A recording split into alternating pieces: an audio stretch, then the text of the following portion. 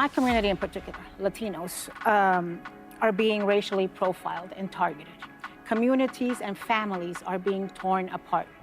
But for me, the saddest part is that people feel helpless and hopeless, that there is nothing they can do. They feel there's nothing you can do as a minority in the House. What's your message to these people that feel such lack of hope and such Something fear? stupid. We can never lose hope in the resilience of the American people to face turbulence, and this is an incredibly turbulent moment. One, we have to, of course, secure the border. We have a broken immigration system, we need to fix it. But we should also never abandon the fact that, yes, we are a nation anchored in the rule of law. We are also a nation of immigrants.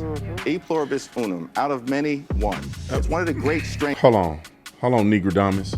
Legal immigrants. These people are arguing about illegal immigrants. This is like if this was legal immigrants and people were complaining about legal immigrants, I'd be on your side, Jeffries. But y'all simping for illegal aliens. Many of them are crooks and criminals and murderers. And I mean, many of the ones that they're deporting. Y'all don't even mention that one time in anything you have ever said. Hey, let me tell you guys something that most people do not realize. Your personal information is being sold online right now. Your phone number, your address, your email, it's all out there, and you probably don't even know it. As someone in the public eye, I've had to deal with this the hard way. You need your information secured, especially in today's world. Now, listen, a VPN is great. I think everybody should have a VPN to protect you from your data when you're using public Wi-Fi and different things like that, but it does nothing to remove what's already been leaked. And that's where Incogni comes in. Incogni sends legal data removal requests to data brokers on your behalf. And now with their custom removals feature, under the unlimited plan, you could submit specific URLs, even sites outside of their usual list, and their private experts will work to wipe your information off the internet. It's fast, it's easy, and you can track everything with the personal database. So for you guys that heard me talk about Incogni before, this is obviously not my information. I didn't want to put mine up here, but this is my video editor's information, which he is representative of the average person. Y'all saw my stuff, your socks would be blown off.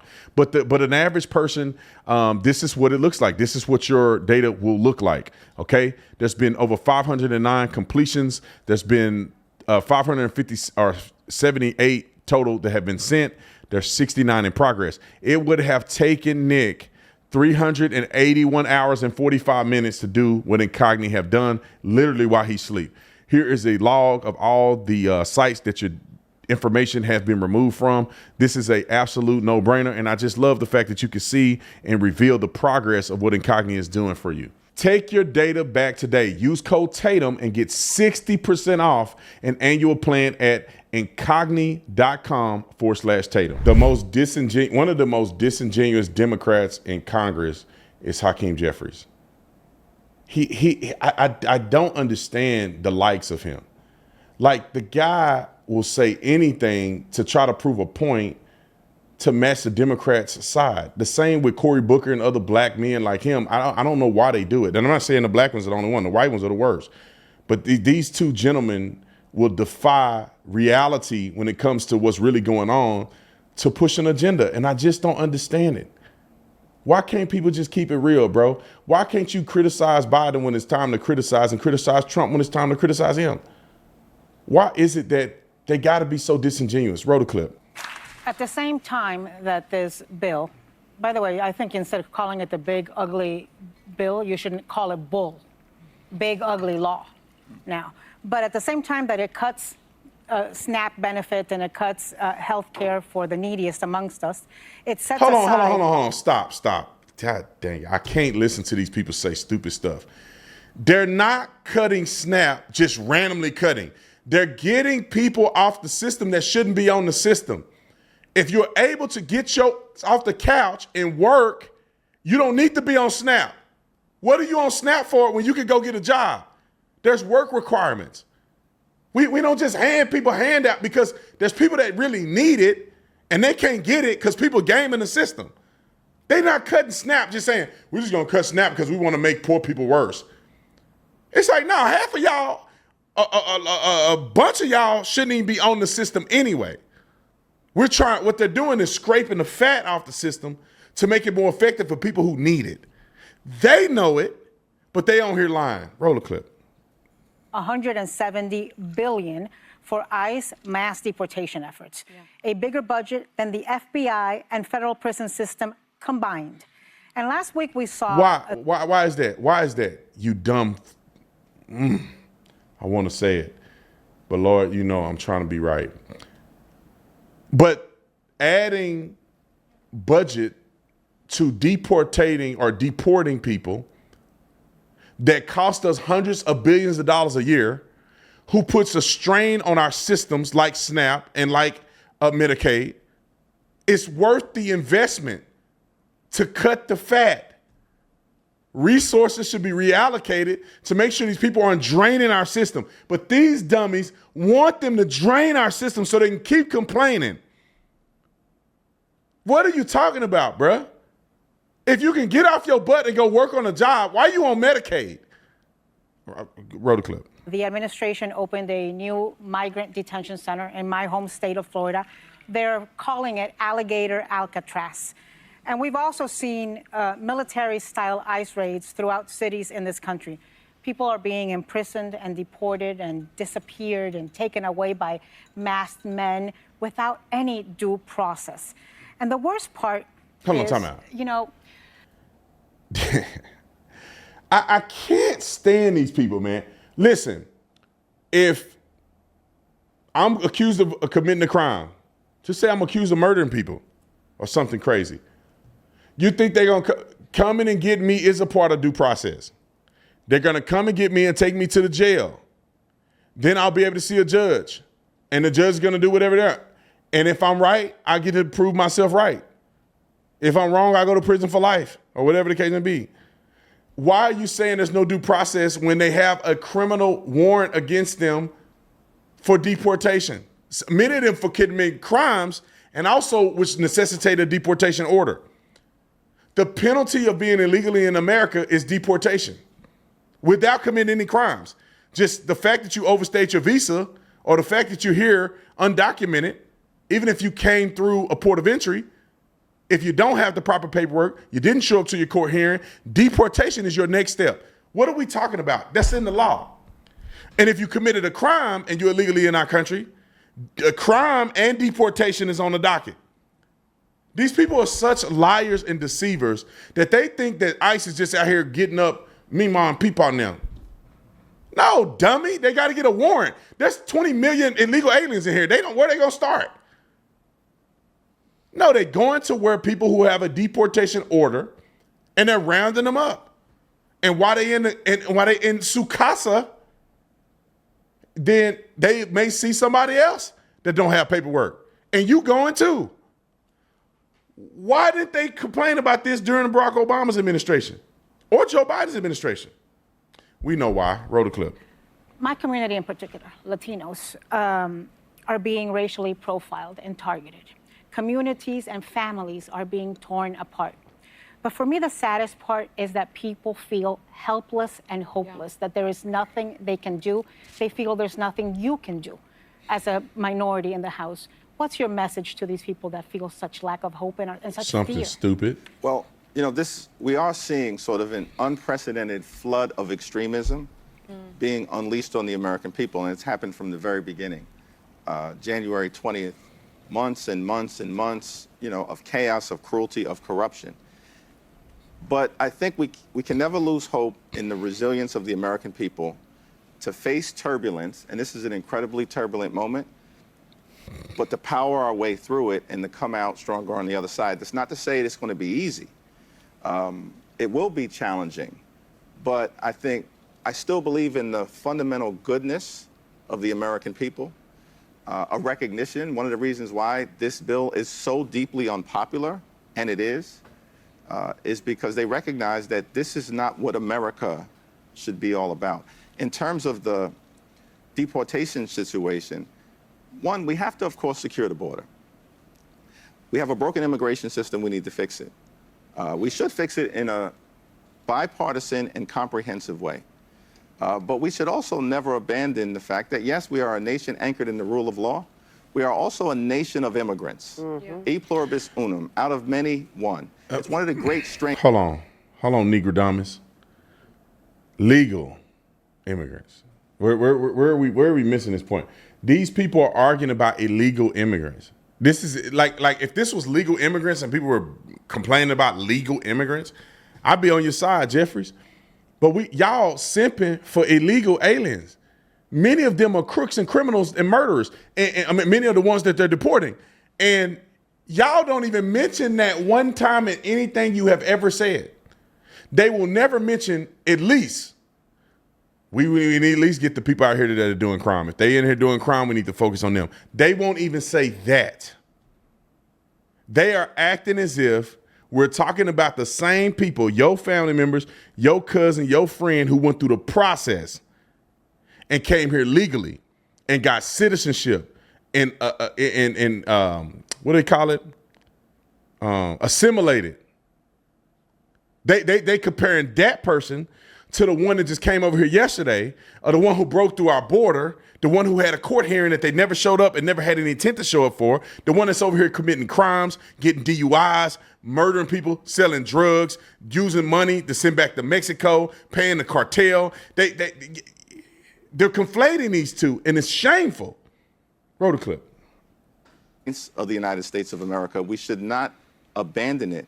And so as House Democrats, our view is that while we work on making sure the border can remain secure, while we work to fix our broken immigration system, we also are going to stand up for dreamers, for farm workers, and for law-abiding immigrant families at all times. At all times. Time out. There is a visa for workers. There is legal visas for people to come here and farm and work in agriculture. What are we talking about? For the people that's out there, kudos to you that got your work visa. You're here doing your job. You're in our country legally. Let's give you a pat on the back. Good for you. We support you. Welcome to America. Add value to this country based on the law. We're not talking about them. We love those people. They have value in this country. The people that sneak over here are the problem. And you're over here for 30 years and don't get nothing done. You've been here 30 years and you still ain't got your immigration status. Why I'm sad for you? There's no such thing as breaking up families. You can go back to Mexico with your family. You the one breaking up your family. Roll the clip. This kind of bill, which is going to have such a dramatic impact on people all across the country, I mean, literally millions of everyday Americans are going to be hurt, and it's all being done to reward billionaires. Unacceptable, right? Unconscionable, un-American. That it needed to be debated in the light of day, not passed in the middle of the night, right, which was the original intention. This debate started at 3:28 a.m. And so, this is such an unprecedented assault on healthcare, on the economy, on nutritional assistance, on higher education, on everything. Yeah. That we just wanted to be able to do everything that we could to fully air the challenges with the bill, but also see if we can persuade just a handful of Republicans to do the right thing by the American people. Well, you persuaded two, and one person, as I understand it, was absent from the vote, which could have changed it. But you're calling this the one big ugly bill. And not only is it projected by the Congressional Budget Office to add $3.4 trillion to our national debt, it extends tax cuts for the rich, as you mentioned. It also includes, though, big cuts to health care programs such as Medicaid, cuts to SNAP benefits for the poor. My understanding is in New York, about 1 million people will be affected by this. Can you talk about the implications for health care and how it affects people who don't even use these programs? Well, first of all, like in America, healthcare shouldn't simply be a privilege. It should be a right to every single American. Hold on. The affordability, I think, should be a right.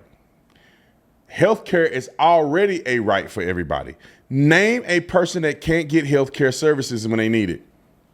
If you're poor, you got it for free. I saw a lady on Instagram the other day. She was like, she got a disabled kid.